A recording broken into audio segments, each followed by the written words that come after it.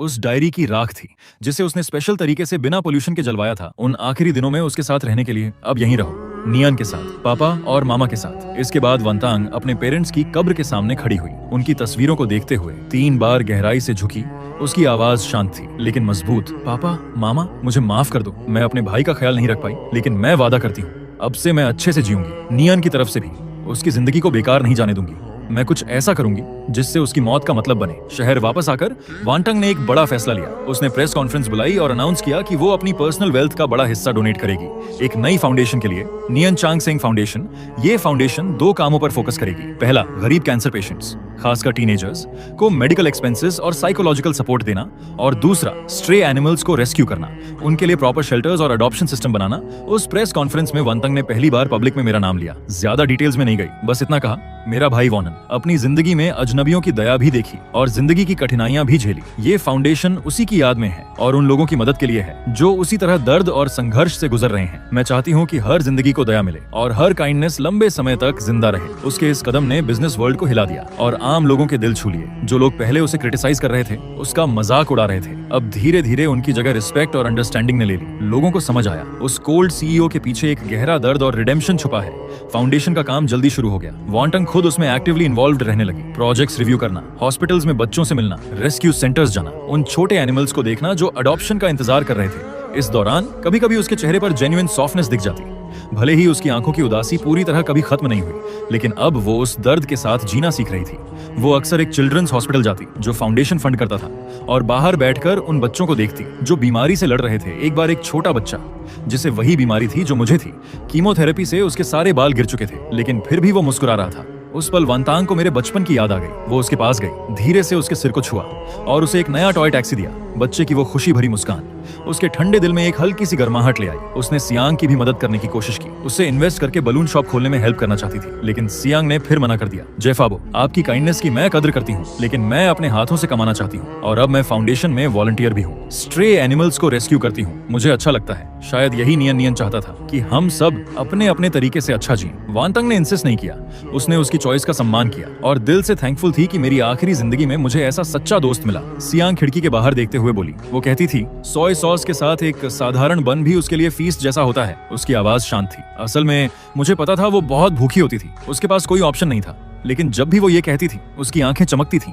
जैसे वो सच में कोई लग्जरी खा रही हो। वंटंग चुपचाप सुन रही थी। उसने अपने नाखून हथेली में गड़ा लिए ताकि वो रो न पड़े। ये छोटे छोटे डिटेल्स डायरी के शब्दों से भी ज्यादा दर्दनाक थे, जैसे कोई बार बार दिल को काट रहा हो। अब वो सब समझ चुकी थी। कैसे सर्दियों में मैं ठंडे पानी के साथ सूखे बंस खाता था, कैसे दर्द में बिस्तर के पास कांपता था लेकिन कभी शिकायत नहीं करता था, और कैसे चांगसेंग अपने गीले जीभ से मेरे आंसू चाटकर मुझे संभालता था। वंटंग ने उस जगह का एड्रेस भी लिया जहां मैं पहले रहता था। वो स्लम अब खत्म हो चुका था, उसकी जगह बड़े बड़े बिल्डिंग्स बन गए थे। फिर भी वो अक्सर वहां ड्राइव करके जाती, सड़क के किनारे गाड़ी खड़ी करती, कुछ नहीं करती, बस उन बिल्डिंग्स को देखती रहती। इमेजिन करती कि मैं कैसे वहां अपनी बीमारी के साथ हर दिन स्ट्रगल करता था। कंपनी के काम वो अब भी अच्छे से संभाल रही थी, लेकिन पहले जैसी जान लगाकर मेहनत करने वाली एनर्जी अब उसके अंदर नहीं रही थी। अब वो पहले जैसी नहीं रही थी। बाहर के लोग कहते थे कि भाई की घटना के बाद वेंटांग बदल गई है, उसने सब पावर डिस्ट्रीब्यूट कर दिया, अब हर चीज खुद कंट्रोल करने की कोशिश नहीं करती जैसे पहले करती थी। लोग कहते थे बॉस अब समझदार हो गई है, अब वो पूरी तरह चैरिटी में लगी है, लेकिन सिर्फ उसकी असिस्टेंट लिनी जानती थी कि वांतांग के दिल में अब भी सुकून नहीं है। उसके स्टडी रूम में उस डायरी की फोटोकॉपी रखी थी जिसके किनारे घिस चुके थे, और उसके पास ही एक ढेर था liver cancer treatments, palliative care, psychological intervention के डॉक्यूमेंट्स का, जैसे वो कोई लंबी रिसर्च कर रही हो। सब्जेक्ट था उसका अपना भाई और पर्पस। शायद अपने दिमाग में उस पास्ट को बार बार बदलने की कोशिश, जिसे बदला नहीं जा सकता। समय तेजी से गुजर गया और देखते ही देखते 3 साल बीत गए उस लाइव ब्रॉडकास्ट को जिसने पूरे देश को हिला दिया था। नियन चांगसेंग फाउंडेशन ने हजारों फैमिलीज की मदद की। वांतांग को कई ऑनर्स भी मिले, लेकिन एक बारिश भरी शाम उसे एक कॉल आया। वो सैनिटोरियम से था, वायु का कॉल। वो अडॉप्टेड भाई जो विदेश में था, उसकी आवाज हेजिटेंट थी। सिस्टर, मैं तुम्हारे फॉरेन हाउस में पुरानी चीजें अरेंज कर रहा था, मुझे एक एल्बम मिला, बहुत छुपा हुआ। उसमें बोनान की चाइल्डहुड फोटोज हैं और कुछ डायरी पेजेस भी जो तुमने अपने टीनेज में लिखे थे, जो तुमने कभी किसी को नहीं दिखाए। मैंने उन्हें पढ़ा और मुझे कुछ बातें पता चली, शायद तुम भी भूल चुकी हो। ये सब पेरेंट्स की डेथ से पहले और बाद की बातें हैं, कुछ धुंधली, लेकिन जैसे कोई सच्चाई जानबूझकर छुपाई गई हो। वॉटन का हाथ जो फोन पकड़े हुए था हल्का सा कांप गया। बाहर बारिश की बूंदें कांच पर गिर रही थी और उसके दिल में बेचैनी बढ़ रही थी। उसने वायु से कहा कि वो सब चीजें वापस भेज दे। कुछ दिन बाद वो पार्सल आ गया। एल्बम के साथ कुछ पीले पड़े कागज थे, वांटंग की टीनेज नोट्स, हैंड राइटिंग जल्दी जल्दी लिखी हुई। जिसमें इमोशन साफ दिख रहे थे, उसे याद आया वो रात जब पेरेंट्स के एक्सीडेंट से एक दिन पहले घर में बहुत बड़ा झगड़ा हुआ था। वो कंपनी के एक बड़े डिसीजन को लेकर था। पापा रिस्क लेना चाहते थे, मामा भी उन्हें सपोर्ट कर रही थी, लेकिन उस समय की वंटंग ने जोरदार विरोध किया था। उसने गुस्से में कहा था, अगर आप ऐसा करेंगे तो हम सब बर्बाद हो जाएंगे। उस डायरी में उसने पेरेंट्स की जिद के लिए रिसेंटमेंट लिखा था और फ्यूचर के लिए डर भी। और आखिरी लाइन थी, अगर कभी ये फैमिली टूट गई तो इसकी वजह वही होंगे। ये शब्द जो समय के साथ दब गए थे, अचानक एक जंग लगी चाबी की तरह उसकी यादों का बंद दरवाजा खोल गए। वंटंग कुर्सी पर गिर गई, उसका शरीर ठंडे पसीने में भीग गया और तब उसे सब याद आ गया। जिस दिन पेरेंट्स का एक्सीडेंट हुआ था वो उसी झगड़े की वजह से हुआ था और वो उन्हें विदा करने भी नहीं गई थी इतने सालों तक। उसके अंदर का दुख और गिल्ट इतना भारी था कि उसने इस याद को खुद से छुपा लिया था। उसे बस इतना याद था कि पेरेंट्स उससे कितना प्यार करते थे और वो कितनी हेल्पलेस थी। लेकिन अब उसे समझ आया, जब नियन अपनी बीमारी का दर्द झेल रहा था, मैं भी अपने अंदर एक और गिल्ट लेकर जी रही थी, पेरेंट्स की मौत का। वो हमेशा सोचती थी कि नियन का जाना उसकी अपनी नाकामी की सजा है, लेकिन अब उसे लगा शायद ये उस दिन बोले गए कठोर शब्दों का भी परिणाम था, एक तरह का पनिशमेंट। ये लेयर्ड गिल्ट उसे पूरी तरह कुचल रहा था। वो 2 दिन तक खुद को स्टडी में बंद करके बैठी रही और जब बाहर आई तो उसने लिनी से कहा, मैं नियन और चांद सेंग और पापा मामा की कब्र पर जाऊंगी, सेमेट्री में, जहां अब मेरी और चांग सेंग की कब्र पेरेंट्स के पास ही थी, जो वांतंग ने बाद में अरेंज किया था। फोटो में मैं अब भी मुस्कुरा रहा था और चांग सेंग मेरे पैरों के पास बैठा था। वांतंग एक ब्लैक कोट में हल्की बारिश में बिना छतरी के खड़ी थी। काफी देर तक वो उस फोटो को देखती रही, फिर धीरे धीरे घुटनों पर बैठ गई। वो रो नहीं रही थी, बस अपने हाथों से फोटो पर जमी पानी की बूंदें साफ कर रही थी। नियन, लगता है अब तुम्हारी सिस्टर कुछ समझने लगी है। मैं हमेशा सोचती थी कि मैं काफी नहीं थी, इसलिए मैंने तुम्हें खो दिया। अब जब मैं पीछे मुड़कर सोचती हूँ तो लगता है शायद बहुत पहले से ही हमारी फैमिली का फेट एक मुश्किल रास्ते की तरफ धकेला जा चुका था।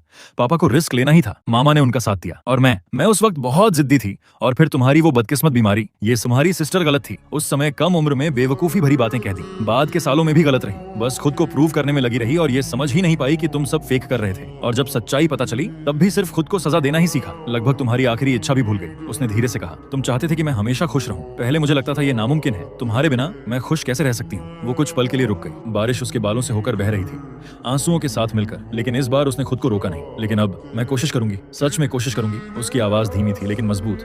मैं तुम्हारी तरफ से नियन चांग सेंग फाउंडेशन को आगे बढ़ाऊंगी, तुम्हारे जैसे और बच्चों की मदद करूंगी, कंपनी को भी ऐसा बनाऊंगी जो ज्यादा लोगों की मदद कर सके, और मैं अपनी जिंदगी को भी एक्सेप्ट करने की कोशिश करूंगी, व्यू को भी। वो बच्चा भी आसान जिंदगी नहीं जी रहा। उसने धीरे से फुसफुसाया, नियन, शायद मैं खुद को कभी पूरी तरह माफ नहीं कर पाऊंगी, लेकिन मैं वादा करती हूँ अब मैं अतीत में नहीं फंसी रहूंगी, मैं अच्छे से जीऊंगी, तुम्हारी यादों को साथ लेकर। शायद यही तुम देखना चाहते थे, है ना? ये कहते हुए वो झुक गई और अपना माथा उस ठंडी कब्र पर टिका दिया, जैसे उस पार से कोई जवाब महसूस करना चाहती हो। थोड़ी देर बाद बारिश थम गई, बादलों के बीच से हल्की धूप निकली, कब्रिस्तान पर पड़ते हुए और उन सफेद क्राइसेंथेमम्स पर चमक उठी जो उसने अभी रखे थे। उनकी पंखुड़ियों पर जमी बारिश की बूंदें चमक रही थी। वॉटंग धीरे धीरे खड़ी हुई, आखिरी बार मेरी तस्वीर को देखा और फिर मुड़कर चल दी। उसके कदम पहले जितने भारी नहीं थे, अब भी धीमे थे, लेकिन उनमें एक अजीब सी मजबूती थी। कब्रिस्तान के पास पाइन ट्रीज के बीच से हवा गुजर रही थी, हल्की सी सरसराहट के साथ, जैसे कोई लंबी सांस छोड़ रहा हो, या फिर राहत की एक धीमी फुसफुसाहट। शायद यहीं ये कहानी अपने अंत तक पहुंचती है, माफी, पछतावा और रिडेम्पशन की कहानी, और उन घावों के साथ आगे बढ़ने की। वांतंग की जिंदगी आखिरकार उस सबसे दर्दनाक चैप्टर को पार कर चुकी थी और अब एक नया चैप्टर शुरू हो रहा था, जिसमें अब भी गहरा दर्द था, लेकिन उसके साथ साथ एक हल्की सी शांति भी धीरे धीरे जगह बना रही थी। उसकी जिंदगी का रिदम बदल गया था। वो अब भी बिजी थी, लेकिन पहले जैसी खुद को सजा देने वाली बेचैनी नहीं थी। उसने रेगुलर थेरेपी शुरू की, अपने अंदर के उन जटिल इमोशंस को समझने के लिए। पेरेंट्स की मौत का गिल्ट और मुझे ओवर प्रोटेक्ट करने की चाह, जो बाद में टूटकर पछतावे में बदल गई। ये प्रोसेस आसान नहीं था, इंसोम्निया और मूड स्विंग्स के साथ भरा हुआ था, लेकिन उसने हार नहीं मानी। व्यू के साथ उसका रिश्ता भी बदलने लगा। पहली बार उसने खुद उसे कॉल किया, एक लंबी ओवरसीज कॉल। उसने ज्यादा पुरानी बातें एक्सप्लेन नहीं की, बस दिल से थैंक यू कहा। उसे अपने भूले हुए हिस्से दिखाने के लिए उसने कहा कि वो उसकी डिस्टेंस और इनसिक्योरिटी समझती है, और साफ कहा, खून का रिश्ता हो या ना हो, अब हम फैमिली हैं और मैं चाहती हूँ कि हम सच में एक कनेक्शन बनाएं। नियन चांग सेंग फाउंडेशन भी लगातार बढ़ती गई। अब वो सिर्फ फाइनेंशियल हेल्प तक सीमित नहीं थी। उसने प्रोफेशनल टीम्स बनाई, medical social workers, psychological support, palliative care के लिए। एक एनुअल डिनर में एक लड़की जिसने ट्रीटमेंट पाया था, उसका हाथ पकड़कर रोते हुए बोली, आपकी और वोनियन की वजह से मुझे दूसरी जिंदगी मिली। उस पल वांतंग के दिल में सिर्फ राहत नहीं, बल्कि एक अजीब सी शांति आई, जैसे मेरी जिंदगी किसी और तरीके से आगे बढ़ रही हो। वो अब भी सेमेट्री जाती थी, लेकिन अब हर बार दुख में डूबी नहीं रहती थी। कभी कभी वो मेरे लिए सूरजमुखी लेकर जाती, जो मुझे पसंद थे। कभी कभी वो बस चुपचाप बैठ जाती और मुझे अपनी जिंदगी के बारे में बताती, फाउंडेशन का हाल, कंपनी की परेशानियां, जैसे पहले मैं उसके पास बैठा सुनता था। एक बार तो उसने चांग सेंग की छोटी सी कब्र के सामने एक नया टॉय भी रख दिया। चांग सेंग, इसका ख्याल रखना, वक्त उड़ता गया और फिर 2 साल और बीत गए। एक बिजनेस फोरम के बाद होटल के लॉबी में वांतांग की मुलाकात अचानक एक पुराने चेहरे से हुई। वही रिपोर्टर लिन, जिसने उस दिन डायरी को लाइव में पढ़ा था, अब वो मीडिया इंडस्ट्री में एक बड़ा नाम बन चुका था। उसके बालों में हल्की सफेदी आ गई थी। वो मुस्कुराते हुए आगे आया, लेकिन उसकी आंखों में अब भी एक हल्की सी तलाश थी। प्रेसिडेंट बो, बहुत समय हो गया। वांतांग ने शांत स्वर में हाथ मिलाया। रिपोर्टर लिन, कैसे हैं आप? दोनों होटल के कैफे में बैठ गए। थोड़ी देर सामान्य बातें करने के बाद लिन थोड़ी देर झिझका, फिर बोला, प्रेसिडेंट बो, इन सालों में आप ठीक हैं? वांतांग ने अपने कॉफी कप को धीरे धीरे घुमाया और खिड़की के बाहर चमकते शहर को देखते हुए कहा, ठीक कहूँ तो पूरी तरह नहीं, लेकिन बुरा भी नहीं। मैंने खुद से समझौता करना सीख लिया है, पास्ट के साथ जीना सीख लिया है। शायद यही ग्रो करना होता है। बस इसकी कीमत बहुत बड़ी थी। वो थोड़ी देर रुकी, फिर बोली, उस डायरी ने बहुत लोगों को बदल दिया, मुझे भी। उसने मुझे जिंदगी की नाजुकता और रिश्तों की कीमत समझाई। मैं हमेशा आपको प्रॉपर्ली थैंक कहना चाहती थी, और सॉरी भी, उस वक्त जिस तरह आपने सब सामने लाया। लिन ने हल्की मुस्कान के साथ सिर हिलाया। मुझे थैंक आपको कहना चाहिए। आपने मुझे नियन नियन की आखिरी आवाज सुनाई। प्रोसेस दर्दनाक था, लेकिन अगर वो डायरी नहीं होती तो शायद आप हमेशा उस झूठ में जीती जो आपने खुद बनाया था, और वो उसके लिए अनफेयर होता। कुछ पल खामोशी रही, फिर लिन ने जैसे कोई फैसला लिया। उसने अपने बैग से एक हल्का सा पीला पड़ा एनवेलोप निकाला और वांटंग की तरफ बढ़ा दिया। वांटंग थोड़ी कंफ्यूज हो गई। ये क्या है? लिन ने धीरे से कहा। ये उस समय डायरी के साथ मिला था, जब मैंने वोनान की चीजें अरेंज की थी। तब मुझे लगा ये देने का सही समय नहीं है, इसलिए मैंने इसे अपने पास रखा। लेकिन अब मुझे लगता है ये आपको मिलना चाहिए। वांटंग का दिल एक पल के लिए रुक गया। उसने धीरे से एनवेलोप खोला। अंदर कोई लेटर नहीं था, बल्कि एक पुरानी सी कलर ड्राइंग थी, जैसे किसी नोटबुक से फाड़ी गई हो। उसके एजेस अनइवन थे। ड्राइंग में एक सीन था, नीला आसमान, चमकता हुआ सूरज, हरी घास, एक लड़की पोनीटेल में मुस्कुराती हुई। वो खुद थी, छोटी वांटांग। एक हाथ से एक छोटे लड़के का हाथ पकड़े हुए मैं, वॉनन, और दूसरे हाथ में एक छोटा पप्पी, चेंग सिंह। पीछे पापा और मामा खड़े थे, मुस्कुराते हुए। ऊपर कोने में टेढ़े मेढ़े लेकिन ध्यान से लिखे हुए शब्द थे, माई फैमिली, ऑथर वोनान, wish, I hope my sister always be happy. और पीछे और भी छोटे और जल्दी जल्दी लिखे शब्द बाद में जोड़े गए थे, sister, sorry and I love you. Wantong की नजर धुंधली हो गई। उसे जैसे मैं दिख रहा था अपने आखिरी पलों में, दर्द से कांपते हाथों से ये ड्राइंग बनाते हुए। वो फैमिली जिसे वो सबसे ज्यादा चाहता था, लेकिन कभी पा नहीं सका। उसके दिल में कोई शिकायत नहीं थी, सिर्फ माफी और प्यार। वांटंग ने उस पतले कागज को कसकर पकड़ लिया, जैसे ये दुनिया की सबसे कीमती चीज हो। आंसू उस ड्राइंग पर गिरने लगे, लेकिन उसने जल्दी से उन्हें अपनी उंगलियों से पोंछ दिया, डरते हुए कि कहीं मेरे छोड़े हुए निशान मिट न जाएं। उसकी आवाज टूट गई। वो हमेशा मेरे बारे में सोचता था। लिन की आंखें भी भर आईं। उसने चुपचाप सिर हिला दिया। उस रात वांटंग ने उस ड्राइंग को केयरफुली फ्रेम किया, उसे अपने स्टडी में टांग दिया और उसके पास डायरी की कॉपी रख दी। वो काफी देर तक उसके सामने खड़ी रही, बस उसे देखती रही, बहुत देर तक। आने वाले दिनों में वांटंग फिर से वही पावरफुल सीईओ बन गई, बिजनेस वर्ल्ड में फेमस, और नियन चांग सेंग फाउंडेशन की फाउंडर भी। बाहर से वो पहले जैसी स्ट्रांग थी, लेकिन उसके दिल के सबसे गहरे हिस्से में उस 18 साल के लड़के, मेरे लिए और मेरे छोटे से पपी के लिए एक कोमल जगह हमेशा बनी रही। अब वो भूलने की कोशिश नहीं करती थी, उसने याद रखना चुन लिया था। वो इस भारी प्यार को अपने साथ लेकर दुनिया में आगे बढ़ती रही, वैसे ही जीने की कोशिश करती रही जैसा मैं उसे देखना चाहता था। उसे पता था कि जिंदगी की बारिश फिर कभी भी लौट सकती है, लेकिन अब उसके दिल में उसने मेरे और अपने लिए एक हमेशा का वार्म अम्ब्रेला बना लिया था। ये कहानी पूरी तरह हैप्पी एंडिंग नहीं थी, लेकिन अब इसमें एक सच्ची कंप्लीटनेस थी, घावों के साथ भी आगे बढ़ने की। उसकी जिंदगी धीरे धीरे एक नई नॉर्मेलिटी में बदल गई। वो ड्राइंग, माई फैमिली, उसके दिल के सबसे ठंडे कोने में एक छोटी सी रोशनी बन गई। उसने अपने दुख को मिटाया नहीं, लेकिन उस तीखे गिल्ट को कम कर दिया। अब उसे समझ आया कि मैं उसे सिर्फ दर्द और पछतावा देकर नहीं गया, बल्कि एक सच्चा साफ प्यार और दुआ भी देकर गया हूँ। और यही समझ उसे सच में आगे बढ़ने की ताकत दे गई। उसने अब अपनी जिंदगी को खुद शेप करना शुरू किया, सिर्फ काम तक सीमित नहीं रही। उसने अपने पुराने शौक, ऑयल पेंटिंग, को फिर से शुरू किया, वीकेंड क्लासेस ज्वाइन की, स्टूडियो में टर्पेंटाइन की खुशबू, ब्रश के कैनवास पर चलने का एहसास उसे एक पुरानी शांति देता था। वो लैंडस्केप्स बनाती, स्टिल लाइफ बनाती, लेकिन कभी इंसानों को पेंट नहीं करती, खासकर अपनी फैमिली को नहीं, क्योंकि वो एक ड्राइंग जो मैंने बनाई थी वही उसके लिए इनाफ थी। उसे खराब करने की हिम्मत नहीं थी। ग्रेजुएशन के बाद वायु वापस देश आया, लेकिन बीओ ग्रुप में नहीं गया। उसने अपनी मेहनत से एक टेक पब्लिशिंग कंपनी ज्वाइन की। वांटंग ने उसकी चॉइस का रिस्पेक्ट किया। जब भी उसे गाइडेंस चाहिए होती वो एडवाइस देती, ऑर्डर नहीं। कभी कभी दोनों साथ खाना खाते, काम की बातें करते, जिंदगी की बातें करते, जैसे एक नॉर्मल भाई बहन। एक बार वायु अपनी गर्लफ्रेंड को उससे मिलाने लाया। लड़की थोड़ी नर्वस थी। वांटंग ने मुस्कुराकर उसे रेड एनवेलप दिया, अच्छे से रहना, एक दूसरे को समझना। उस पल उसे लगा, अगर मैं होता तो शायद वो भी ऐसी ही मोमेंट्स जीती। फाउंडेशन भी धीरे धीरे और बड़ी होती गई। अब वो मेडिकल रिसर्च इंस्टीट्यूशंस के साथ काम कर रही थी, लिवर कैंसर की अर्ली डिटेक्शन और टारगेटेड ड्रग्स पर रिसर्च फंड कर रही थी। वांटांग अब सिर्फ इन्वेस्टर नहीं थी, वो खुद प्रोजेक्ट डिस्कशंस में हिस्सा लेती, पेशेंट्स के परिवार की नजर से सुझाव देती। एक मीटिंग में एक यंग रिसर्चर एक्साइटेड होकर बोला, ये नई detection technology early liver cancer detection rate को 30% तक बढ़ा सकती है। ये सुनकर वांटांग की आंखें भर आईं। उसे याद आया, जब मुझे डायग्नोज किया गया था तब बहुत देर हो चुकी थी। उसने अपनी हथेली कसकर दबाई, इमोशंस को कंट्रोल करने के लिए। अगर ये पहले होता। यही सोचकर उसने और भी मजबूती से ऐसे प्रोजेक्ट्स को सपोर्ट करने का फैसला किया। समय धीरे धीरे बहता रहा। फिर एक ऑटम की शाम वांटंग को एक कॉल आया। ये नर्सिंग होम से था, वायु का नहीं, सियांग का। मिसेज सियांग की तबीयत खराब है, कंडीशन ज्यादा अच्छी नहीं है, वो आपसे मिलना चाहती है। वांटंग ने तुरंत अपने सारे प्लान्स कैंसिल किए और उस छोटे शहर की तरफ ड्राइव की, हॉस्पिटल रूम में जहाँ डिसइंफेक्टेंट की गंध फैली हुई थी। सियांग पहले से काफी कमजोर लग रही थी, चेहरा पीला था, लेकिन आंखें अब भी साफ थीं। उसने हल्की मुस्कान के साथ कहा, प्रेसिडेंट वो आप आ गई। वांटंग उसके पास बैठ गई, उसका हाथ पकड़ लिया। मुझे प्रेसिडेंट मत कहो, बस वांटंग कहो। सियांग ने हल्का सा सिर हिलाया, सांस लेते हुए बोली, आदत हो गई है और आप प्रेसिडेंट ही हैं। वो मेरे पास ज्यादा समय नहीं है, एक बात है जो मैं आपको बताना चाहती हूँ। वांटंग के दिल में एक अजीब सा एहसास उठा। बताइए। सियांग की नजर कहीं दूर चली गई, जैसे वो यादों में खो गई हो। नियन के जाने से पहले उसने तुम्हारे लिए एक मैसेज छोड़ा था, डायरी में नहीं लिखा। उस दिन उसकी हालत बहुत खराब थी, बहुत दर्द में था। उसने मेरा हाथ पकड़ा और कहा, सिस्टर सियांग, अगर मेरी सिस्टर को कभी पता चले तो उससे कहना। शंग थोड़ी देर रुकी, उसकी सांसें तेज हो रही थी। वांटंग ने जल्दी से उसे पानी देना चाहा, लेकिन उसने हाथ से इशारा करके मना कर दिया और बोलती रही। उसने कहा था, अपनी सिस्टर से कहना कि वो ज्यादा देर तक दुखी ना रहे, किसी को ढूंढे जो उसका साथ दे, पापा मामा की तरह अकेली ना रह जाए और हर दिन गरम नरम खाना खाए। उसकी आवाज धीरे धीरे कमजोर होती गई, आखिरी शब्द तो जैसे सुनाई ही नहीं दिया। वांटंग की आंखों से आंसू चुपचाप गिरने लगे। ज्यादा देर तक दुखी मत रहना, किसी को ढूंढ लेना, रोज गरम खाना खाना, यही थे उसके छोटे भाई के आखिरी ख्याल। वांटंग का गला भराया, उसने अपना चेहरा हथेली में छुपा लिया। सियांग धीरे से बोली, वो बेवकूफ लड़का, उसने कभी तुम्हें ब्लेम नहीं किया, हमेशा कहता था मेरी सिस्टर दुनिया की सबसे अच्छी सिस्टर है। कुछ दिनों बाद सियांग भी अपनी बीमारी से हार गई। वांटंग ने उसे मेरे पास ही दफना दिया, मेरी कब्र के पास। उसने फूल रखे और एक कप गरम चाय। अब जाओ, उससे मिलो। उसके बाद वांटंग ने सच में खाना सीरियसली लेना शुरू किया। उसने एक आंटी रखी जो उसके लिए स्टफ्ड बन्स बनाती थी। कभी कभी खुद भी खाना बनाना सीखती। किचन की गर्माहट उसे एक अजीब सा सुकून देती। एक दिन उसे कॉल आया, प्रोजेक्ट सक्सेसफुल हो गया था।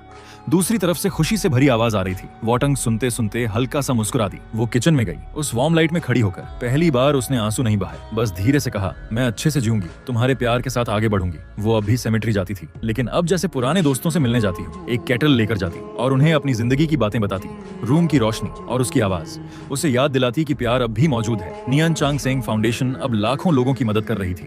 अर्ली डिटेक्शन प्रोग्राम्स ने अनगिनत जानें बचाई। हर बार जब वो ऐसी खबर सुनती, उसके दिल का पछतावा थोड़ा हल्का हो जाता। एक इंटरनेशनल चैरिटी फोरम में लोगों ने कहा, नियन चांगसेंग एक फिलॉसफी जैसा है, रियल लाइफ से निकला हुआ। वांटंग ने हल्की मुस्कान के साथ कहा, असल में ये मेरे सीखने की वजह बन गया है। वायु का करियर भी सक्सेसफुल हो गया, टेक फील्ड में उसने अपना नाम बना लिया। वो अपनी गर्लफ्रेंड लिन वेई को वांटांग से मिलाने लाया। उसने जो ब्रेज्ड पोर्क बनाया था, उसमें उसकी माँ की कुकिंग की झलक थी। वांटंग के दिल में एक हल्की गर्माहट उठी। समय बीतता गया, 10 साल गुजर गए। वांटंग के बालों में सफेदी आ गई, उसकी आंखें अब ज्यादा शांत थीं। उसने धीरे धीरे अपने ऊपर का बोझ कम किया, स्ट्रैटेजी और चैरिटी पर फोकस करने लगी।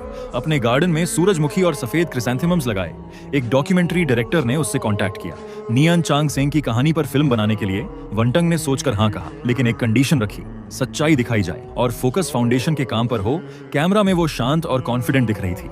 जब वो फाउंडेशन की बात करती, उसकी आंखों में चमक आ जाती। किसी ने पूछा, आप उस अंधेरे से कैसे बाहर आई? वांटंग ने धीरे से कहा, बाहर नहीं आई, बस उसे अपने साथ जीना सीख लिया। जिनसे हम प्यार करते हैं वो हमेशा हमारे अंदर का हिस्सा बन जाते हैं। डॉक्यूमेंट्री ने लोगों को गहराई से छू लिया। उसकी कहानी एक एग्जाम्पल बन गई। टूटने के बाद खुद को दोबारा बनाने की व्यू की शादी में वांटंग स्टेज पर खड़े नए जोड़े को देख रही थी और अनजाने में सोच रही थी, अगर नियन होता तो शायद वो भी यहाँ होता, उसके पास खड़ा मुस्कुराता हुआ। कुछ लोग भले ही हमारे साथ मौजूद ना हो, फिर भी वो हमारे लिए खुश होते हैं। सिस्टर, तुम्हें खुश रहना चाहिए। समय बीतता गया। वांटंग अब दादी बन चुकी थी। अपनी छोटी सी ग्रैंड डॉटर नियानीन को गोद में लिए उस बच्ची की आंखें बिल्कुल वैसी ही थीं जैसी मेरी थीं। वो उसे स्ट्रोलर में बैठाकर सूरजमुखी के बीच टहलाती। देखो, ये तुम्हारे दादा और चांगसेंग हैं, वो तुमसे बहुत प्यार करते हैं। जब नियानीन 3 साल की हुई, उसने साफ साफ कहा, दादी, और उस एक शब्द ने वांटांग के दिल में कुछ हल्का सा जगा दिया। वो उसके साथ समय बिताने लगी, उसे फेरी टेल्स सुनाती, लेकिन कभी मेरा नाम नहीं लेती। शायद वो दर्द अब भी गहरा था। वांटंग इंडस्ट्री में एक रोल मॉडल बन गई। उसने सब देखा था, अंधेरी रातें, टूटना और फिर खुद को जोड़ना। धीरे धीरे उसने पीछे हटना शुरू किया, अपने गार्डन का ख्याल रखना, फूलों को खिलते और मुरझाते देखना। एक रात नियानिन ने आसमान की सबसे चमकीली स्टार की तरफ इशारा किया। दादी, वो चमक रहा है। वांटंग ने मुस्कुराकर कहा, शायद तुम्हारे दादा हमें देख रहे हैं। उसके 70वें बर्थडे पर वायु ने उसे एक हैंडमेड फोटो एल्बम दिया। पहली पेज पर लिखा था, माई फैमिली मूवी। नियानिन ने अपने छोटे छोटे हाथों से लिखा था, परदादा, परदादी, दादा चांगसेंग और हम। आखिरी पेजेस खाली थे और व्यू ने कहा, बाकी हम आगे भरेंगे साथ में। वांटंग ने उस फोटो को हल्के से छुआ। उसकी आंखें नम हो गईं, लेकिन उसके होंठों पर एक सुकून भरी मुस्कान थी। ये गिफ्ट उसे ये बता रहा था कि मैं कभी भुलाया नहीं गया, मैं अब भी फैमिली की यादों में जिंदा हूँ। उसने मेरी पुरानी चीजें अरेंज की, लेबल्स लगाकर, ताकि नियानिन जान सके उसकी फैमिली कहाँ से आई है। और आखिर में वांटंग, जिसने अपनी पूरी जिंदगी चैरिटी और दूसरों की मदद में लगा दी, उसने अपनी बुढ़ापे की जिंदगी शांति से बिताई। अपने आखिरी पल में उसने धीरे से कहा, पापा, मामा, नियन, तुम मुझे लेने आए हो। सॉरी, मैं तुम्हारा ख्याल नहीं रख पाई। उसकी आंखों से आंसू बह रहे थे, जैसे एक बच्ची रो रही हो। लेकिन जब उसने आखिरी सांस ली, उसके चेहरे पर एक शांत, संतुष्ट और मासूम सी मुस्कान थी, जैसे आखिरकार उसे सुकून मिल गया हो।